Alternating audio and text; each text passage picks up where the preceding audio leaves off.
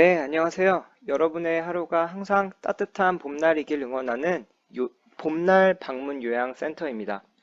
자, 오늘은 노인 복지의 필요성과 고령화 현상에 대해서 알아보도록 하겠습니다. 요즘 우리나라의 사회적 문제에 가장 크게 대두되는 것이 저출산과 그리고 고령화일 텐데요. 오늘 고령화 현상에 대해서 쉽고 자세하게 한번 알아보도록 하겠습니다.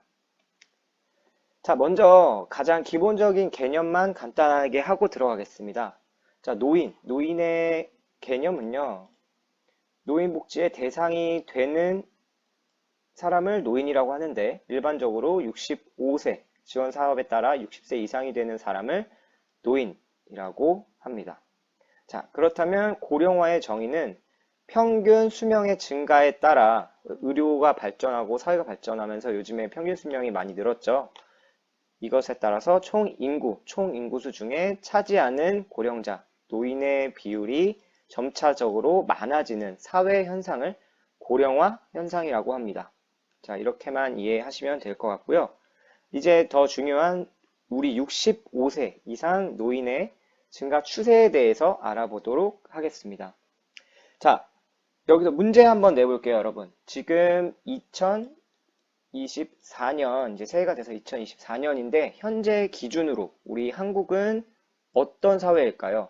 여기 예시가 있죠? 고령화 사회, 고령사회, 초고령사회가 있습니다. 자, 대부분 맞추셨을 거라고 생각이 드는데, 현재 2024년 기준 우리나라는 고령사회에 해당이 됩니다. 자, 우리나라는, 저기 표에 2023년 11월 기준으로 18.9%입니다. 노인의 비율이 18.9%로 고령사회에 해당이 됩니다. 우리나라의 경우에요. 자, 이제 처음부터 다시 천천히 가보겠습니다. 그래서 고령화 사회, 고령사회, 초고령사회 이렇게 구분이 되는데요. 고령사회는 62세 이상이 되는 인구가 전체의 몇 프로?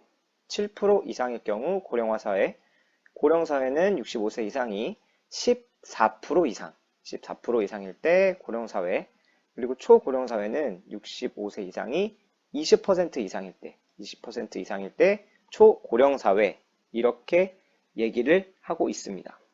근데 우리나라는 현재 18.9%로 고령사회에 해당이 되고요.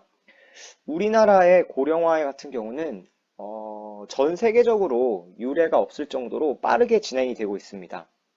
선진국들이 완만하게 노인 인구가 증가해서 고령 사회에 대비했던 것에 비해서 한국은 처음 고령화 사회로 진입을 한 게요. 한국 같은 경우는 2000년에서 불과 18년 만에 2018년 만에 고령 사회로 이렇게 증가가 됐고요. 지금 예측으로는요, 2026년, 이렇게 8년 만에 아마 한국은 초고령 사회로 진입될 것으로 전망을 하고 있습니다. 이래서 이렇게 우리나라는 고령 사회가 굉장히 빠르게 증가되고 있어서 사회적으로 많은 문제가 되고 있는데요. 자, 앞으로 한번 알아보도록 하겠습니다. 자, 지금부터가 우리가 생각해야 될 것 같은데, 이 표는요, 우리나라 인구 현황에 따라서 부양 인구 비에 대해서 한번 알아보도록 하겠습니다.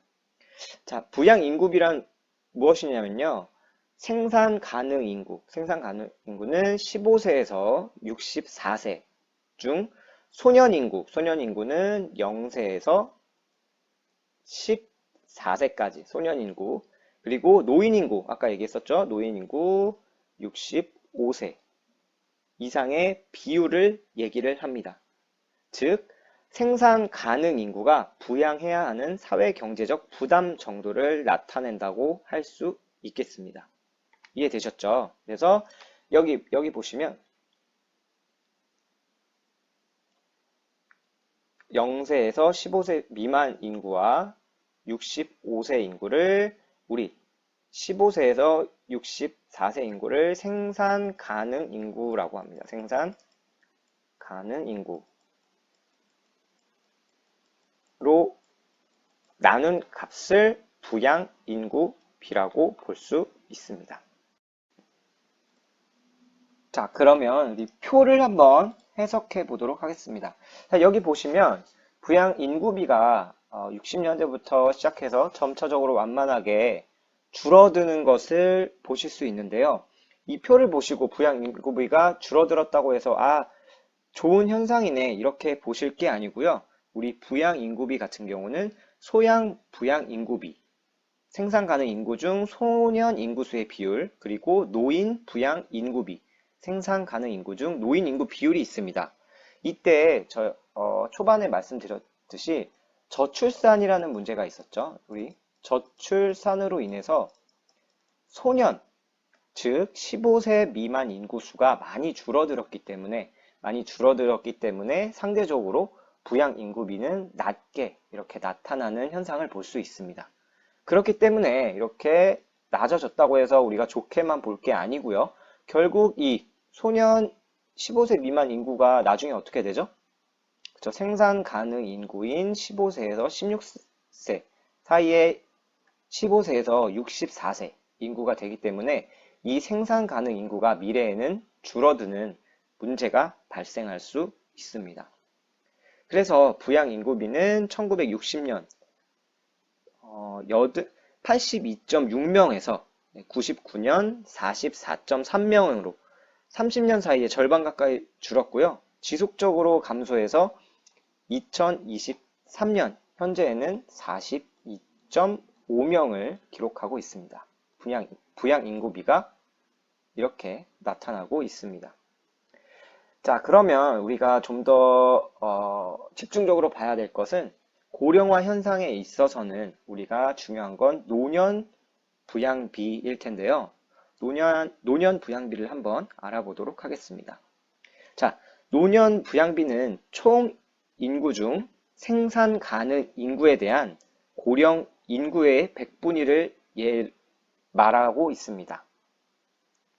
자, 아까 말씀드렸던 거에서 아까는 15세 미만 인구가 포함이 됐다면 이 15세 미만 인구는 없애고요.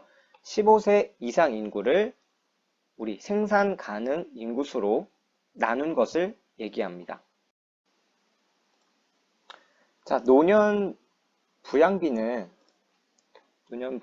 생산 가능 인구에 대한 고령 인구, 노인의 100분위를 얘기하는데요. 여기 예시가 있습니다. 생산 가능 인구 100명에 대한 고령 인구 65세 이상의 비를 얘기합니다. 그래서 이거를 하는 공식은 고령 인구를 생산 가능 인구로 나눈 다음에 100을 곱했을 때 이 노년 부양비가 나오게 되는데요.